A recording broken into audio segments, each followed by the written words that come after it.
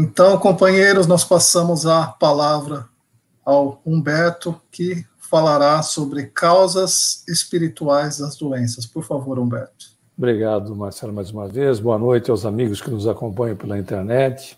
O assunto, como o Marcelo já nos adiantou, causas espirituais das doenças. Nós gostaríamos de trazer o conceito da própria Organização Mundial de Saúde a respeito do que é saúde na definição dessa organização. Ela coloca que saúde não é apenas a ausência da doença, mas o estado mais completo do bem-estar físico, psíquico e social. É interessante porque as organizações que tratam, e nesse caso da saúde mundial, que se interessam pela condição do bem-estar da humanidade reencarnada neste planeta, já coloca as condições mais extensivas, buscando gradativamente, nós vamos verificando que a condição espiritual, e nós não estamos tratando aqui de religião esta ou aquela, absolutamente, a condição do espírito vai aos poucos influenciando médicos, cientistas, e gradativamente isto vai acontecendo. Por quê? Porque todos nós somos seres que reencarnam com regularidade. Então, essas condições que nós, de repente, estamos assim verificando no momento, que surgem dessa maneira, são, obviamente, sinais de que os tempos estão gradativamente mudando. Essas mudanças, claro, não são esperadas de um momento para outro, situações catastrofistas ou coisas do gênero. Estamos passando por uma provação de natureza coletiva, mas nós sabemos que ela está aliada às questões do livre-arbítrio da criatura, não é? Nós, acima de tudo, somos criaturas que utilizamos da liberdade de escolha. E o que nós temos agora diante de nós, nesta condição que nos acaba exigindo, não é? Fazendo com que nós possamos exercitar disciplina, paciência, equilíbrio, relacionamento, até porque são estruturas para a evolução do espírito, ela está relacionada com o livre-arbítrio. Né? Se não é da coletividade como um todo, é de uma parte da coletividade que influencia no todo, porque todos nós estamos na questão da globalização mais do que ligados. Né? Muito bem, mas vendo esta condição da definição, vamos agregar os aspectos do conhecimento doutrinário, do conhecimento espírita, que sabemos que nós não somos só corpo. André Luiz, no livro Evolução em Dois Mundos, estende o ensinamento, dizendo que nós estamos na condição de reencarnados, então temos o corpo, temos o duplo etérico, que é o vitalizador do corpo físico, o perispírito, o corpo mental e o espírito. Vamos trabalhar na questão do perispírito, até porque, na relação do perispírito, a grande maioria das doenças reside exatamente nele. Ou seja, todos os aspectos desequilibrantes do ser acabam criando, nesta estrutura semimaterial, material ainda no sentido de que, no desdobramento puro e simples, através de uma noite de sono, nós nos manifestamos na dimensão espiritual, porque somos seres interexistentes, revestidos do perispírito, ou seja, desse corpo que, segundo o ensinamento dos espíritos, no livro dos Espíritos, ao codificador, eles vão classificar o perispírito como a quintessência da matéria, ou seja, essa matéria que nós utilizamos dividido por 5. Então, ele ainda é adensado o suficiente na dimensão espiritual para esse relacionamento. Acúmulos de situações desagradáveis, desequilibrantes, acabam gerando focos de energia adensadas em determinadas regiões desse corpo e são sugados pelo corpo físico na questão daquilo que nós chamamos de enfermidade. Como também a condição da saúde funciona da mesma maneira.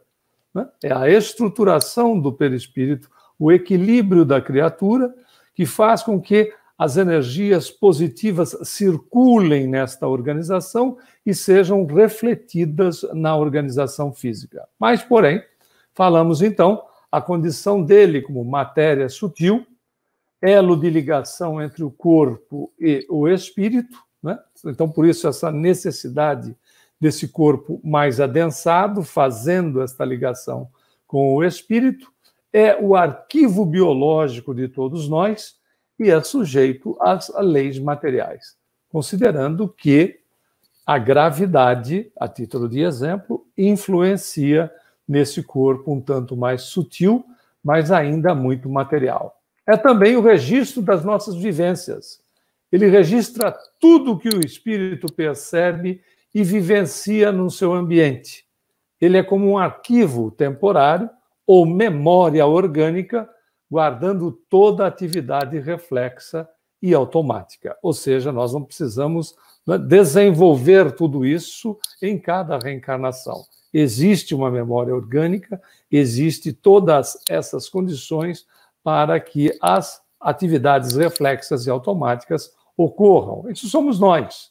Sob o aspecto biológico, é o arquivo das alterações físicas e arquivos desequilíbrios, como dissemos a princípio, do espírito, que adoece primeiro, refletindo após um espaço de tempo a doença no corpo. Exatamente estamos reforçando o ponto inicial, não é?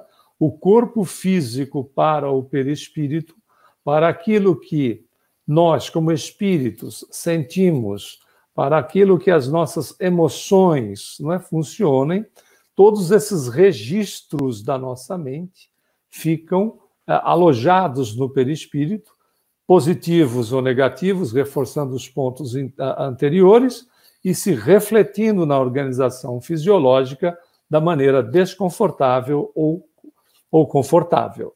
Por isso, a necessidade da vigilância recomendada por Jesus. Veja como o Espiritismo não é novidadeiro. O Espiritismo acrescenta e esclarece, abre os ensinamentos do Cristo para maior facilidade para todos nós, aprofundando ainda mais dentro dos ensinamentos de Jesus, trazendo-nos a condição de maior volume de conhecimento no nível evolutivo que nós nos encontramos. Então, vejamos que o próprio Hipócrates, quase 500 anos antes de Jesus, considerado um dos pais da medicina, ele iria ensinar de que não existem doentes, e sim, não existem doenças, existem doentes. Você diz, mas é tudo a mesma coisa. Não, não é. Doente é o espírito. E se o espírito estiver doente, ou são, é o reflexo que ele vai fazer na sua organização fisiológica. A organização fisiológica, ou seja, o corpo físico, reflete tudo aquilo que nos vai no nosso íntimo, em relação a sentimentos, emoções e todos os aspectos que dizem respeito ao espírito. É claro que não são situações rápidas e fugidias, mas a insistência nos pontos, por vezes, que são equilibrados ou desequilibrados, que promovem, então, na organização fisiológica, a condição daquilo que nos vai no íntimo, ou seja, o corpo reflete o nosso íntimo. Claro que precisamos fazer algumas considerações. Nós precisamos fazer algumas considerações em relação a essa questão de corpo físico adoentado ou corpo físico são. Na condição da doença, a maioria das moléstias, então, conforme já adiantamos, procede da alma, ou seja, das profundezas do ser. Em tese, todas as manifestações doentias se reduzem ao desequilíbrio. Desequilíbrio esse cuja causa repousa no mundo mental, conforme ensinamento de Emmanuel através da psicografia de Chico Xavier. Continua ele na mesma obra, Leis de Amor, o título, onde ele diz que a justiça é manifestação da lei divina nos processos da evolução e nas atividades da consciência. É interessante notar, no ensinamento, de que a cada um segundo as suas obras. Veja como somos reflexos de nós mesmos. somos os responsáveis pela nossa condição, seja ela da maneira que ela se apresente. Por isso, trouxemos 3 aspectos para nós analisarmos, para não ficarmos centrados numa única situação, considerando que enfermidade ou desconfortos estejam relacionados a aspectos de natureza expiatória. Então, trouxemos 3 classificações que não são definitivas, evidentemente, só para que nós possamos trabalhar no tempo que nós temos, na condição de expiação, solicitação e invigilância. Veja, quadros de expiação, de solicitação, de pedido do Espírito ou situações de invigilância. Vamos trabalhar esses 3 aspectos, repetindo, eles não são conclusivos, né? Estamos utilizando nesta palestra. A condição expiatória. Vamos trazer um exemplo para transformarmos os aspectos desta nossa parte, falando sobre expiação, em condições mais práticas para o nosso entendimento. Nós vamos nascer juntos daqueles que se acumpliciaram conosco. Ou seja, pessoas que se relacionam conosco e necessitam, nesses quadros que nós estamos passando de expiação, temos aqueles, porque nunca agimos pura e simplesmente sozinhos, temos aqueles que acabaram, de uma maneira ou de outra, equivocadamente, obviamente com a condição do menor conhecimento em relação a si mesmo, na condição do respeito, e tendo menor conhecimento sobre si mesmo, refletem nas pessoas, projetam nas criaturas que as cercam aquilo que, evidentemente, tem já desenvolvido ou não. Nessa situação, trouxemos a estrutura expiatória de Jesus Gonçalves. Você está vendo aí o nome, né, acentuado a letra E, que era Jesus Gonçalves, mas o registro foi de Jesus Gonçalves. Na realidade, quando ele se tornou espírita, porque ele não o era, quando ele se tornou espírita, ele chegou a declarar de que ele não tinha a condição moral de Jesus, o nosso mestre. Por isso que ele acentuou o E para Jesus Gonçalves. Viveu no período de 1902 a 1947, ou seja, 45 anos. Aonde Jesus Gonçalves, em vidas anteriores, algumas delas, para nós entendermos, ele foi Alarico I, nesse período de 375 a 410 da nossa era, né, o rei dos visigodos, que era um genocida. Não contente com esta condição de alto grau de violência, como Alarico I, ele reencarnou depois, né, em 485, como Alarico II. E depois de um período, entre outras passagens também não tão nobres, como essa situação, nobreza no plano físico, mas não nobreza do espírito, que eram criaturas muito cruéis, ele retorna já em 1585, algumas reencarnações no meio deste período, né? Quase 1000 anos aí de diferença, onde também não foram reencarnações bem-sucedidas, ele volta de novo em posição de destaque como Armand Jean Duplessis Richelieu, o cardeal Richelieu, que também mandava prender, mandava soltar, mandava desaparecer. Vive nesse período. Muito bem.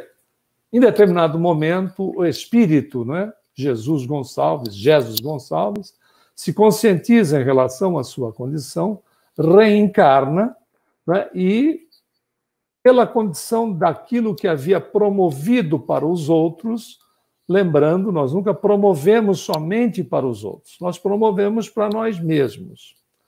Ele vai experimentar situações que foram colocadas como provações para as criaturas quando ele se encontrava no poder. Então, não existe uma relação punitiva da condição expiatória. A condição expiatória é o desmando da criatura nela mesma. Exemplo simples. Nós temos um veículo novo, etc., e temos uma rodovia que nos oferece toda a segurança, né, para a rolagem, etc., para fazermos a nossa viagem. E aí nós decidimos, porque nos achamos, por vezes, acima do bem e do mal, ou seja, temos capacidade decidimos pegar uma trilha fora da rodovia, porque nós achamos que somos aventureiros e gostamos e achamos que até podemos fazer, etc. E temos aí os desconfortos dessa situação. Situações desconfortáveis do tipo pneu que fura, eixo de roda que quebra, etc. Não é? Nós, às vezes, podemos até sofrer um capotamento, coisa do gênero, promovendo uma situação que não precisaria se tivéssemos utilizado da rodovia com condições de segurança, etc. Veja, expiação é exatamente a decisão da criatura numa imposição aos outros quando ela está impondo a ela mesma. E ele vai passar por uma situação provacional onde vai ser acometido pelo mal de Hansen, ou seja, a hanseníase, conhecida vulgarmente como lepra. No caso dele, existem vários estágios da hanseníase. No caso dele, um dos estágios mais graves, de natureza deformante, que para primeiros aspectos provacionais são de isolamento dessa pessoa, né? Ou seja, de Jesus, porque no período em que ele viveu, a Constituição brasileira, em caso de hanseníase, transferia a pessoa para um chamado leprosário, e, obviamente, a pessoa perdia as características da cidadania. Ela era transferida a ponto. Os bens dessa pessoa ficavam com os seus descendentes, se não houvesse ascendentes, se não houvessem ascendentes para a união. O indivíduo perdeu o direito da cidadania. Veja que era já um quadro provacional muito sério. E a enfermidade lhe acomete uma série de desconfortos gigantescos, né? Situação assim provacional grave, mas ele não se deixa abater, porque o espírito passa pela situação quando ele se encontra preparado para ela. Nós não vamos assumir compromissos se não estamos numa condição já de conscientização diante daquilo que nós promovemos ao semelhante. Ele vai ser internado em Pirapitingui, vai se tornar espírita e passa a ser um grande divulgador do espiritismo. Depois do seu desencarne, muito tempo depois, numa das conversas com Chico Xavier, Chico vai relatar que, certa noite, apareceu próximo da porta do seu quarto uma entidade altamente luminosa, e depois de alguns minutos de conversa, claro, de natureza mental entre o médium e essa entidade, a entidade se declarou como Jesus Gonçalves, ou seja, havia feito o processo dos seus resgates dolorosos, de maneira dolorosa, né, na condição expiatória, por ter promovido aos outros, promovendo para si mesmo, situações de dores que são consideradas ainda por nós inenarráveis. O outro aspecto são relacionados à questão da solicitação. São, de fato, solicitações, ou seja, o espírito pede provas. Prova não é expiação. Toda expiação é uma prova, segundo o Evangelho, segundo o Espiritismo, né? Mas nem toda prova é uma expiação. Aspectos provacionais, que são solicitados por nós, quando não montados por nós mesmos nessa existência, sem nenhuma relação com situações passadas. Mas vamos destacar um caso que está relatado nos evangelhos, que é a condição de órgãos que são deficientes, por vezes, que boicotam manifestações para não haver reincidência de erros. Nesse caso, nós trouxemos a passagem de Jesus, que é sobre um cego de nascença, ou seja, uma pessoa com o problema de natureza visual desde o seu nascimento, ou seja, congênito. Muito bem, Jesus vai passar por um caminho e um cego, ouvindo que ele passava, pede para ele, referindo-se a Jesus, pedindo que, se ele quisesse, ele poderia abrir-lhe a visão. e Jesus se aproxima e faz com que ele volte a ver. A pergunta que se faz para Jesus pelos apóstolos é: quem pecou? Pecar, a origem da palavra pecar, é errar o alvo, ou seja, quem errou? Quem errou o alvo? Quem pecou? Ele, a pessoa que estava cega e havia recebido o tratamento de Jesus e passara a enxergar, ou os seus pais? Ou seja, era um processo expiatório para o indivíduo vivendo a questão da deficiência visual, ou era uma questão provacional para os pais, ao mesmo tempo que seria expiatória para ele?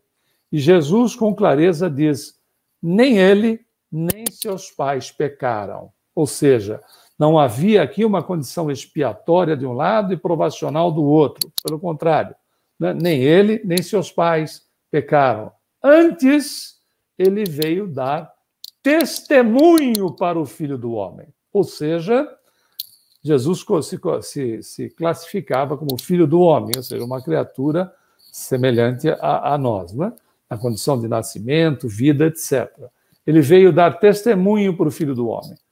A pessoa, o homem que se encontrava cego, estava fazendo uma prova de fé em relação a ele mesmo e dele para com Jesus.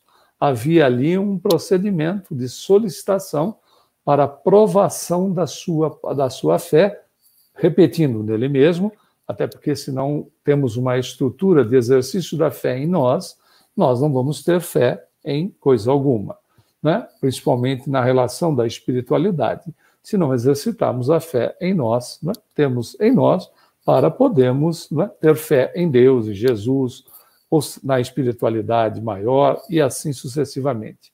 Ele havia se submetido a uma prova de fé, por solicitação dele mesmo. O outro quadro que nós podemos apresentar, né, como foi a proposta de 3 aspectos, não sendo eles definitivos, repetindo, é a questão da invigilância. A invigilância que Jesus nos chamava a atenção para que vigiássemos e orássemos. A questão da invigilância na falta de cuidados e assim sucessivamente. Nunca esquecer, e essa colocação é de Emmanuel no livro já citado, Leis de Amor, que a mente é mais poderosa para instituir enfermidades no corpo físico do que qualquer vírus ou bactéria existente no mundo. Ou seja, somos resultado de nós mesmos. Refletimos no corpo aquilo que temos de mais caro no coração. Dessa forma, a invigilância leva-nos a esses quadros mórbidos por questões puras e simples de não procurarmos exercitar a condição do autoconhecimento.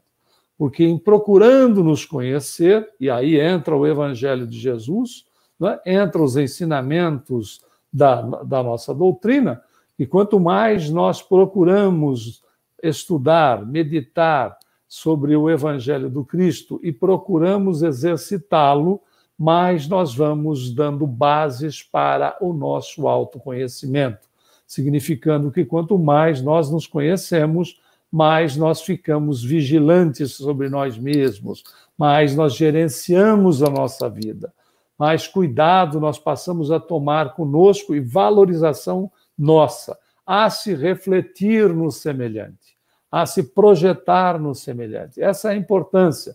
A invigilância nos leva, então, a quadros que podem ser provacionais por uma imposição pura e simples desta existência e nesta existência, sem nenhuma relação com o passado. Claro, precisamos, então, considerar provas para o espírito que podemos trazer ou nos imputar nesta mesma vida, como acabamos de dizer, e também considerar aspectos da máquina biológica, não é? Ou seja, desgaste e fragilidade do próprio corpo. À medida que a idade avança, existem, claro, limitações no nosso corpo somático, ou seja, existem quadros que vão diminuindo as nossas capacitações pela lógica da própria existência, como nós sabemos. Mas podemos, não é, retirar desses aspectos que são limitantes com o passar das décadas em relação a questões de hábitos perniciosos e vícios, né? Hábitos, não hábitos os mais diversos, né? Porque vão se solidificando em relação à nossa existência, né? O hábito, por exemplo, de falar mal da vida alheia, o hábito de se queixar de tudo e de todos, né? O hábito da intransigência, todos esses aspectos vão se solidificando em nós. E a própria ciência hoje diz que nós criamos caminhos neuronais, ou seja, caminhos no cérebro, onde eles se solidificam e são exatamente estruturados pelos hábitos da criatura. Precisamos, então, através da condição da vigilância, criarmos caminhos novos para substituí-los, porque hábito não desaparece, nós substituímos. Criarmos esses caminhos novos, esses caminhos neuronais novos, para substituirmos, ou seja, gradativamente, no esforço de cada dia, né? Dentro das nossas possibilidades, à medida das nossas condições. Por isso que transformação íntima, né, chamado por vezes também de reforma, não é um processo autoflagelativo, é uma condição de exercício de potencialidades nossas, ou seja, do espírito, para que nós possamos, alcançando gradativamente, resultados mais positivos e minimizarmos os desconfortos na própria existência, a começar de desconfortos que podemos impor no nosso corpo, independente da questão da idade, pelas situações que nós acabamos de mencionar. Muito bem, então é necessário verificar a qualidade dos nossos pensamentos. Joana de Ângeles, mentora através da psicografia de Divaldo Franco, no livro Dias Gloriosos, nos ensina da seguinte maneira. Ela diz, utilizando-se dos neurônios cerebrais e das suas conexões eletroquímicas, o espírito está sempre enviando mensagens de variado teor a todos os setores do envoltório físico pelo qual se manifesta. Nossas colocações, a princípio, baseado no ensinamento de Joana de Ângeles. Continua ela, ainda no mesmo livro, o pensamento desempenha função importante no conjunto existencial do ser humano, percorrendo todas as células, particularmente do sistema nervoso simpático, que mantém perfeita conexão, intercâmbio com as do sistema imunológico. Olha a questão do ensinamento de Jesus de há mais de 2000 anos, do vigiai e orai.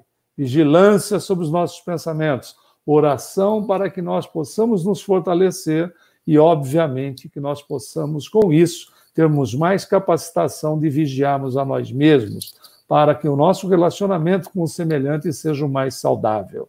A qualidade, então, dos nossos sentimentos, sentimentos positivos ou condições negativas.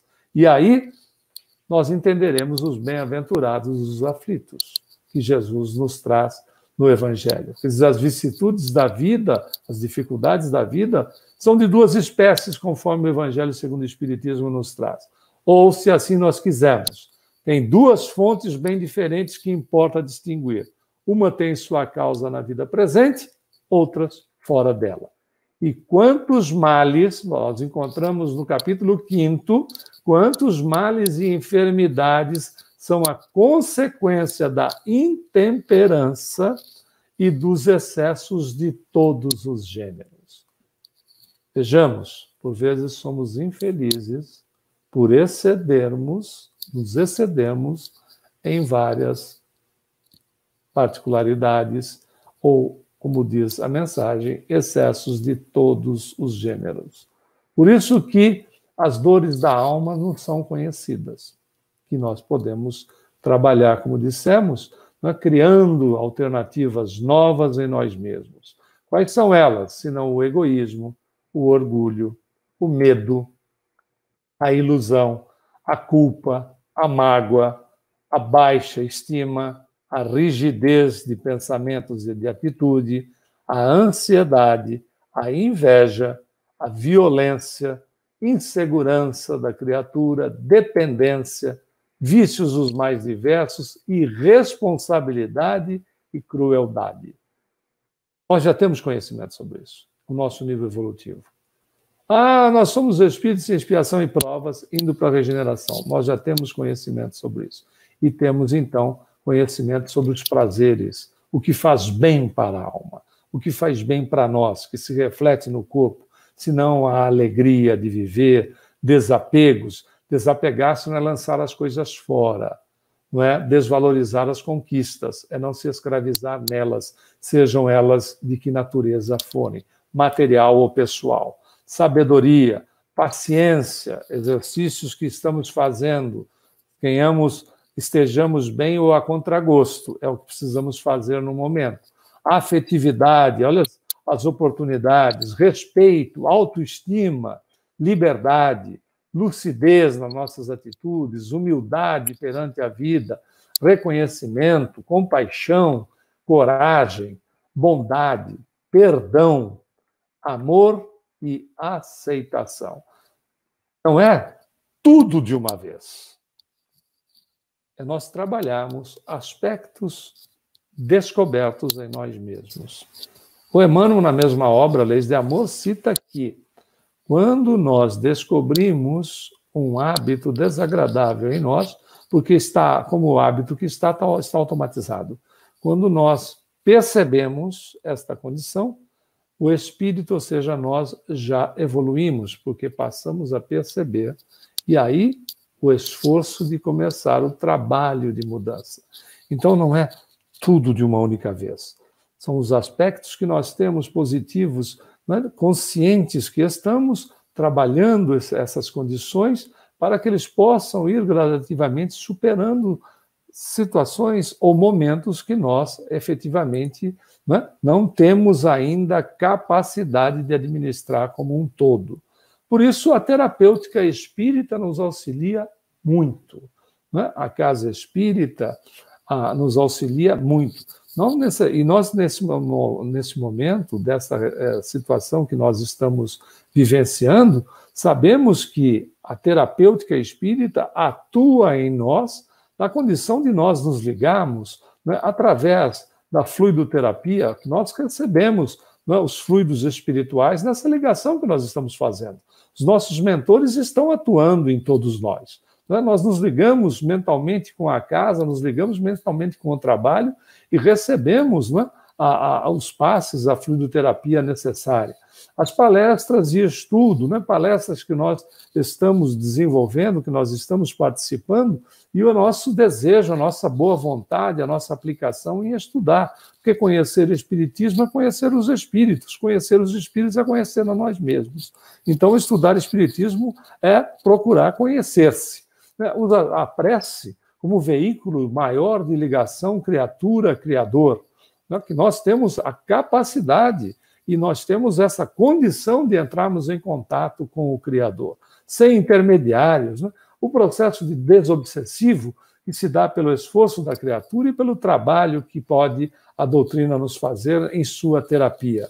A água fluidificada que nós podemos, né, utilizar no Evangelho no Lar, né, para que o nosso benefício, o benefício das pessoas com as quais nós nos relacionamos, o Evangelho, como falamos, e, acima de tudo, procurarmos, conscientizarmos e trabalharmos as questões da fé em nós mesmos, na capacidade que somos. Por isso que Jesus nos orientou dizendo que nós somos deuses, né? Que nós poderíamos fazer aquilo que ele fazia e muito mais. Por isso nos ensina Emmanuel, no livro Fonte Viva, na sua lição de número 67. Ele diz: vives sitiado pela dor, pela aflição, pela sombra ou pela enfermidade, renova, olha a indicação do mentor, renova o teu modo de sentir pelos padrões do Evangelho e enxergarás o propósito divino da vida, atuando em todos os lugares com justiça e misericórdia, sabedoria e entendimento. Capacidades nossas. Por isso que Jesus, naquela situação delicada da moça apanhada em adultério, vai dizer para ela, depois que tira-lhe da situação complicada do momento que as pessoas queriam executá-la, quando utiliza-se, então, da misericórdia, vai se utilizar da caridade, ou seja, dar-lhe direcionamento quando lhe ensina para que ela pudesse ir no vá e não peques mais, não erres mais. Jesus muitas vezes dizia assim, não erres mais para que não te suceda pior, ou seja, para que as coisas não aumentem. Construa merecimento, essa é a condição. Porque todas as vezes que nós procuramos nos vigiar, nós procuramos minimizar situações desagradáveis em nós mesmos e também no reflexo para com o semelhante, nós construímos merecimento. Construímos merecimento no trabalho do bem, no trabalho do amor, estendendo paz aonde nós estivermos. No lar, fora dele, podemos ser veículos que levem a paz para as pessoas. Entendemos que Deus é misericórdia e atua em todos os momentos em favor da criatura, não punindo, mas permitindo que a própria criatura se eduque. Nós, no livro Cisco Cândido Xavier, que foi um dos livros, o primeiro de nossa autoria, nós destacamos aqui, nesses momentos de reflexão do Evangelho com os amigos e as amigas que nos acompanham, a lição ou o capítulo de número 12, cujo título, inclusive, fala do nosso assunto, cujo título do capítulo 12 é Prova ou Expiação. E eram situações vivenciadas naquelas filas gigantescas no Grupo Espírita da Prece, que era o centro dirigido pelo próprio Chico Xavier. E faziam-se, depois do trabalho, faziam-se aquelas filas gigantescas, que avançavam até altas horas da madrugada, porque as pessoas queriam se despedir do médium. E ele atendia uma a uma. E situações aconteciam ali que eram de ensinamento puro com algumas pessoas. E numa dessas oportunidades, numa dessas madrugadas, tinha uma senhora de aspecto miserável e carregando o filho às costas, como se fosse uma mochila, apesar do menino já estar com 14 para 15 anos de idade. Interessante notar que a pobreza era tanta que ela não tinha uma cadeira de rodas para levar o garoto. Então, ela carregava o garoto porque ele era tetraplégico, cego e com problemas mentais. Só um coração de uma mãe para esta condição. Por isso que Emmanuel diz que quando nós quisermos ver o amor de Deus materializado no mundo, olhe para o amor de uma mãe, que no nosso nível evolutivo é a maior expressão de amor que se tem notícia.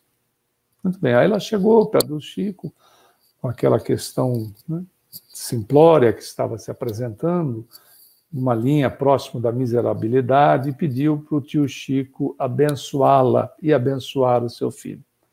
E o Chico, então, né, aplicou rapidamente um passe em ambos e, do que tinha de dinheiro no bolso, deu para a pobre senhora.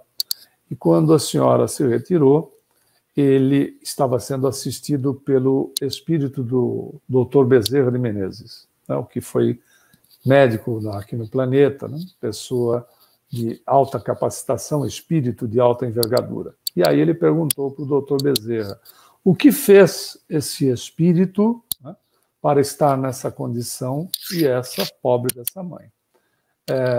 E aí o Dr. Bezerra, através da mediunidade do Chico, disse, ele não fez nada. Não que tenha feito para prejuízo do semelhante, muito pelo contrário. Esse espírito que agora está reencarnado nessa condição, e essa mãe, que é a verdadeira prova de amor, que veio para sustentá-lo, fez uma solicitação quando se encontrava na dimensão espiritual, dado que, nas últimas 5 existências, ele cometeu um suicídio. Então, desde a última até a primeira vez que ele experienciou, quando o problema surgia, né, apresentando uma maior gravidade, ele recorria à desistência do corpo físico através da violência praticada contra si mesmo. Então ele desencarnou como suicida nas 5 últimas existências. E ele pediu para que ele viesse completamente neutralizado. Ele pediu aos mentores espirituais que ele viesse nessa condição de total enclausuramento corpóreo, para que ele reautomatizasse o desencarne natural no corpo físico, que se daria em breve tempo, dadas as condições que ele se encontrava. Misericórdia divina.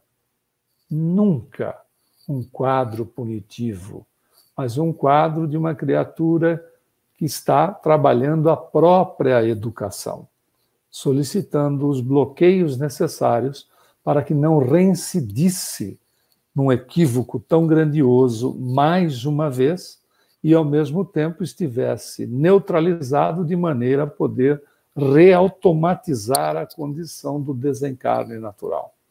Diante da prova, diante da expiação, lembremos-nos da misericórdia do Senhor em nosso favor, que nos atende a todos os instantes